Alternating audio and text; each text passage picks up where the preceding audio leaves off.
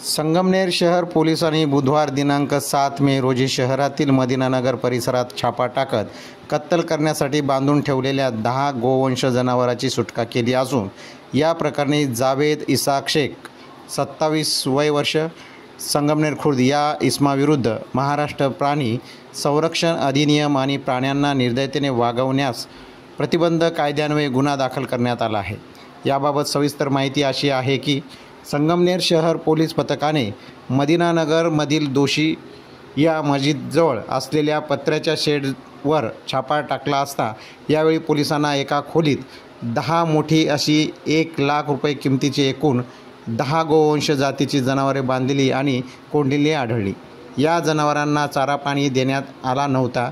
त्यांची कत्तल करण्याच्या उद्देशाने त्यांना येथे ठेवण्यात आले होते। दरम्यान घटनास्थळी पोलीस कारवाईत हाती लागलेल्या जावेद शेख याने ही जनावरे आपली असून कत्तल करण्यासाठी बांधल्याची कबुली दिली।